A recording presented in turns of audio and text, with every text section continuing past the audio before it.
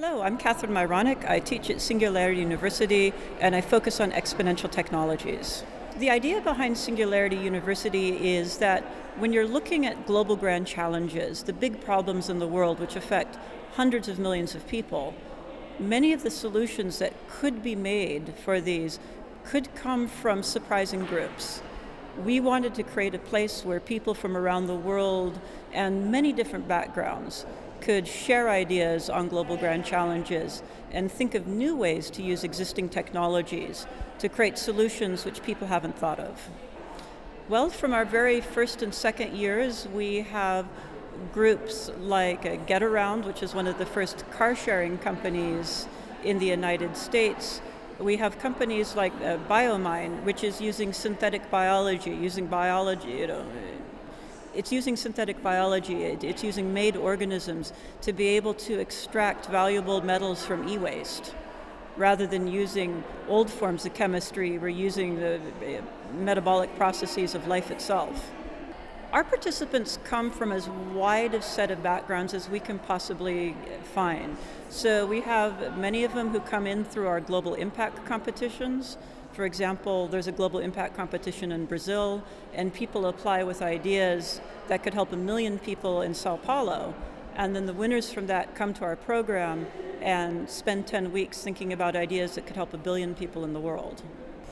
Well, it's a title which I think is a little bit contradictory. I mean, technology by itself really can't do anything. Technology is a tool.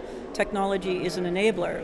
But what technology can happen, or what can happen with technology, what is happening with technology, is we're using it to connect with each other, and people who might not have known they can work on global grand challenges can meet up with other people and discover that in fact they love working on global grand challenges. Right now, when you look at the size of the problems, you have to ask yourself, do you want 1,000 people working on a problem, or do you want 7 billion people working on a problem? Technologies are creating a world where 7 billion people can work on the problems we face today. That's amazing. Yes, exponentially growing technologies are technologies which change rapidly. Each year they're not changing by 1% better or 2% better. They're ones which each year might be getting 50% better, 100% better. Right now we have cell phones in our pockets and we've got computers at home which are faster than the fastest supercomputers in the world were 20 years ago, which means that individuals working at home can do the type of work, even do the type of research, which 20 years ago would have taken millions of dollars. Now it's in the realm of $1,000. Do we value them? I don't believe we notice sometimes how quickly things have changed. And that's one of the goals of my talk, that's one of the goals of Singularity University, is to have people stop for a moment and recognize what it means that you can be doing research projects at home, that you can be a citizen scientist at home.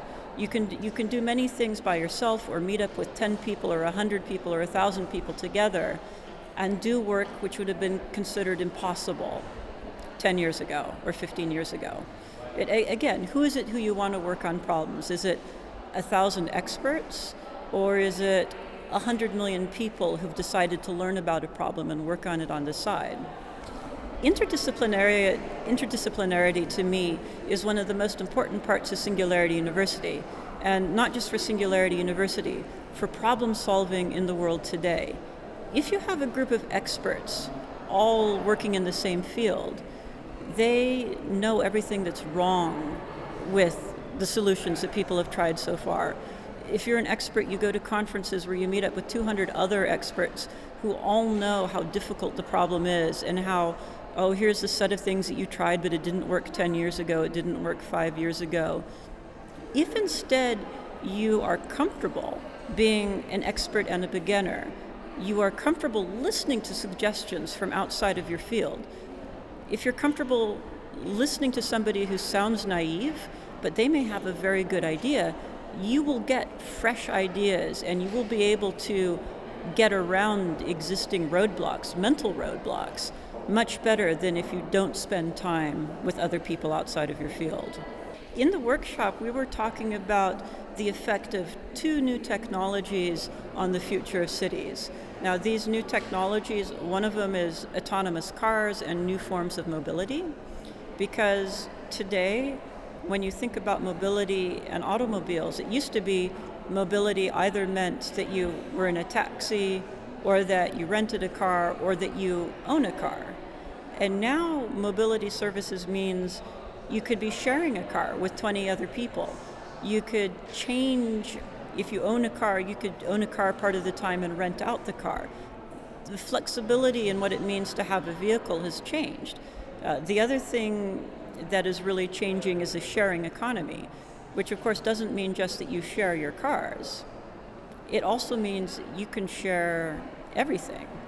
And sharing everything becomes easier in part because mobility means it's easier to move an item from place to place. So if everything that you own can be shared, not just a car, if you need a table for some guests, you don't buy a table, maybe you can just rent a table or borrow a table. The nature of retail, the nature of what you own and keep in your house, the nature even of what size house you have, could be very different in 10 or 15 years. I love DLD. I've been to 2 of the January DLDs and DLD New York City and then DLD San Francisco. Steffi and the team curate a really interesting group of speakers, and then the audience is just as good. The only problem with DLD is if you leave the room to go grab some tea, you might not get back for an hour because you keep on running into other interesting people. So I love the idea of being here. And I should say that July is a much better time to be visiting Munich than January. Nothing wrong with 3-degree weather, but when it's 30 degrees, that's pretty good too.